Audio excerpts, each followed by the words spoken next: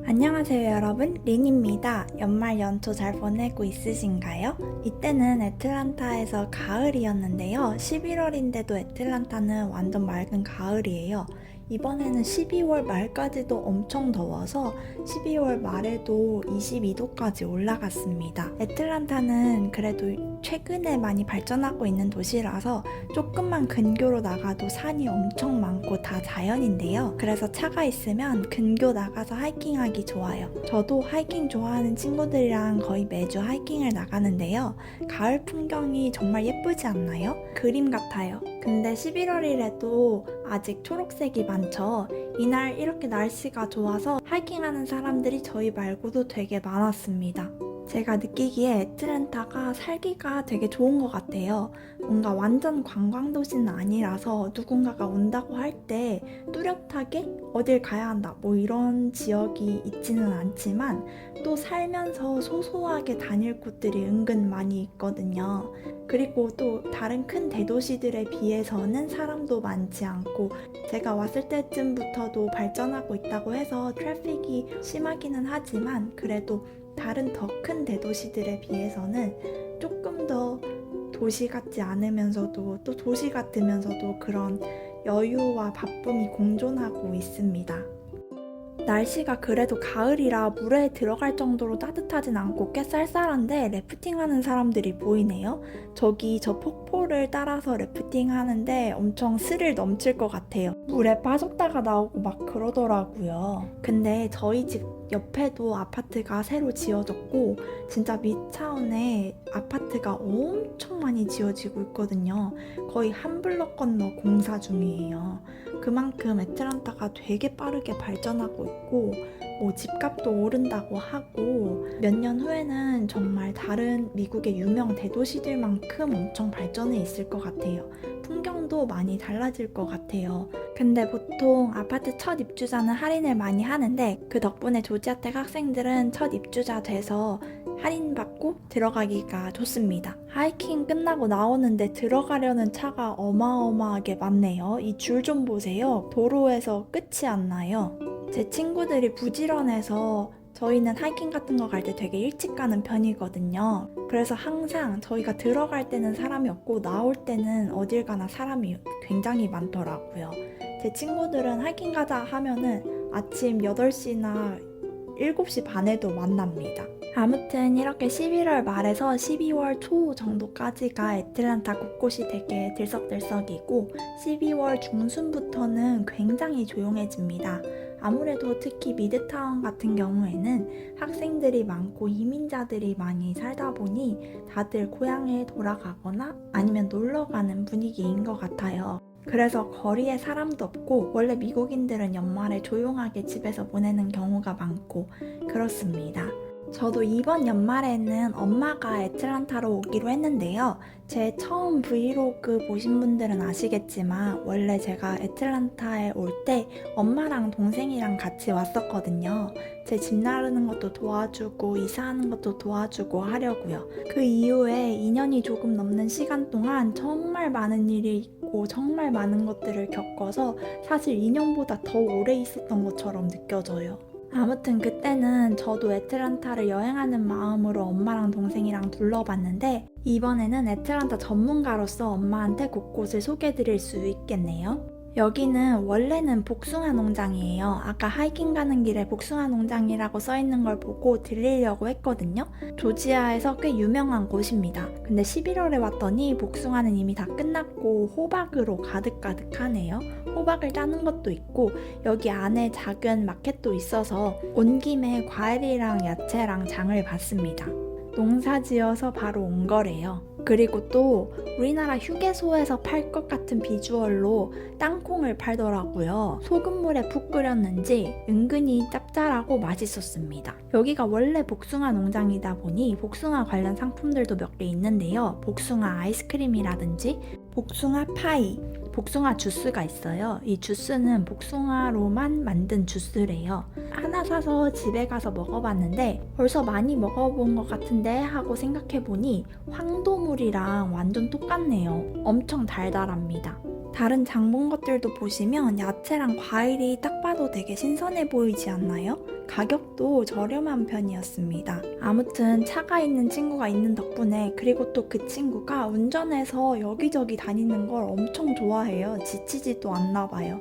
그리고 또 활동적으로 다니는 걸 좋아하는 친구들이 더 있거든요. 그렇게 다 같이 거의 주말마다 이런 곳곳을 다닐 수 있어서 너무 좋네요. 여기는 서북쪽에 있는 또 다른 숲이에요. 또 다른 날 하이킹 온 건데요. 이 큰 나무가 이렇게 쓰러져 있네요. 이 하이킹 코스는 길이 좋진 않지만 어쨌든 1시간 정도 따라가면 끝에 대나무 숲이 나옵니다. 누가 여기에 억지로 심어 놓은 것 같아요. 이렇게 안쪽 숲에 대나무가 한가득 있을 리가 없는데 말이죠. 초록색으로 아주 싱싱하고 조지아에서 지금까지 갔던 숲들과는 완전 다른 분위기를 풍기고 있네요. 사람이 없어 보이지만 이때는 그래도 종종 사람들이 있었어요. 사실 하이킹 다니다 보면 사람이 전혀 없는 곳도 많은데 그래도 보통 3명에서 4명이 같이 다니니까 아무리 사람이 없는 숲속 같아도 무서운 느낌은 들지 않아요. 여기는 애틀란타 남쪽으로 가면 있는 되게 유명한 공동묘지예요. 여기에 애틀란타에서 유명한 사람이란 사람은 다 있대요. 예를 들어 바람과 함께 사라지다를 쓴 마가렛 미첼의 묘도 바로 이 묘입니다. 이날 날씨가 정말 좋고 곳곳에서 크리스마스 이벤트도 하고 있어서 산책하기 딱 좋았네요. 이 다리는 올림픽 할 때 만들어졌던 기념 다리예요. 그리고 조금 더 가면 나오는 다리가 있는데 여기서 찍는 풍경이 애틀란타 하면 온라인에 항상 나오는 그 풍경입니다. 여기 피드몬트 공원 가는 입구인데 12월에 찍으니까 진짜 사람이 하나도 없는 게 느껴지시죠? 여긴 보시다시피 페탈 브라더스라는 곳인데요. 한국인에게 H마트나 메가마트가 있다면 인도인에겐 페탈 브라더스가 있습니다. 이렇게 인도 마트 말고도 중국 마트도 있고 나라별로 다 마트가 있거든요. 근데 그 나라 친구들이랑 어울리지 않으면 알기가 어려운 것 같아요. H마트가 한국 마트인 게 우리한테 너무 당연하듯이 그 친구들한테는 당연한 건데도 말이죠. 저도 여기를 몰랐는데 친구 덕분에 이번에 가서 구경했네요. 실제로 처음 보는 저는 잘 모르겠는 인도 식료품이 많더라고요. 또 H마트에 갔더니 이제 연말이 되었으니 새해 달력이 나왔습니다. H마트 달력을 보면 항상 한국 음식을 소개하고 그 음식 레시피가 같이 나와 있거든요. 보시다시피 색감도 그렇고 은근 컬러풀하면서 귀여워요. 그래서 또 하나 가져왔네요. 사실 외국인 친구들한테 선물 주기에도 좋은 것 같아요. 저도 이제 갈수록 한식을 점점 더 직접 혼자 할 수 있는 게 늘어나고 있는데요. 감자탕도 하고 갈비찜도 해서 친구들 초대해서 같이 먹었어요. 미국 식당 가서 고기 요리를 먹으면 저는 좀 냄새가 나는 경우가 많아서 힘들었는데요. 저는 사실 냄새에 엄청 예민해서 한국에서도 냄새 나는 고기는 못 먹었거든요. 그래도 한국에서 괜찮은 식당에 가면 냄새 안 나는 경우가 대부분인데 한국에서는 냄새를 다 빼는 걸 좋아하는 반면에 많은 외국 나라들에서는 고기 냄새를 유지하는 걸 좋아하는 것 같더라고요. 그게 저랑은 좀 안 맞는데 직접 해 먹으면 그렇게 냄새도 다 뺄 수 있고 더 맛있고 좋더라고요. 친구들 초대해서 이것저것 해야 할 때는 이렇게 마트에서 장 보고 싹 잘라 놓으면 이후에 요리할 때 금방금방 하고 좋습니다. 이제 된장찌개도 맛있게 잘 끓여요. 된장찌개 엄청 많이 판다는 식당 레시피라고 인터넷에서 찾았는데 특이하게 된장찌개 끓일 때 쌈장이랑 된장을 같이 넣더라고요. 처음에는 의아했는데 되게 맛있어요. 이날은 제 방에 있는데 산책 나간 룸메가 갑자기 사진을 찍어서 저한테 보낸 거예요.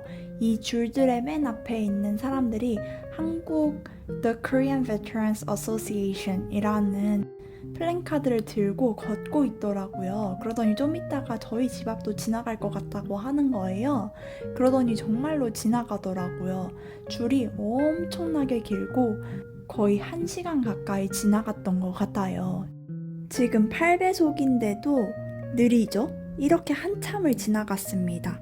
중간중간 한복 입은 분들도 보이고 아예 군복을 입은 분들도 보이고 한국 부채춤을 추는 분들도 보이고 그랬습니다. 신기하지 않나요?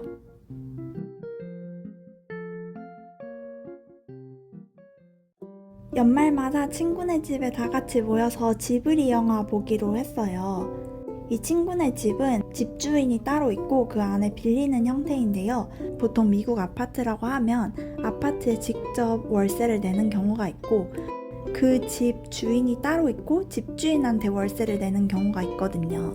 그렇게 집주인이 있는 경우에는 월세가 조금 더 저렴하기도 합니다. 다만 이런 경우에는 집세를 내는 게 카드에 반영이 안 될 수도 있어요. 그럼 카드 포인트 등이 안 쌓이겠죠. 장단점이 있으니까 현재 상황에 맞게 잘 선택하면 좋은 것 같아요. 한 친구가 재미로 복권 선물을 사왔어요. 가격이 사실 소소한데 되게 재미있는 센스 선물 같아요. 한 친구만 한 번 더 카드를 얻고 다 꽝이었습니다. 아무도 $5나 $10조차 타지 못했다니 이렇게 확률이 낮을 수가. 영화는 고양이의 보은을 봤어요. 초등학교 저학년일 때 고양이의 보은을 봤던 것 같은데 그때 너무 창의적이어서 되게 인상 깊게 남았었거든요.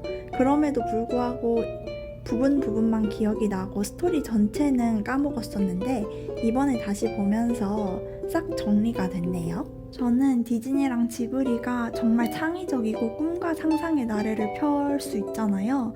그래서 어렸을 때부터도 너무 좋아했고 지금 다시 봐도 창의적이다 라는 생각이 들고 어렸을 때 봤던 기억도 나고 좋아요.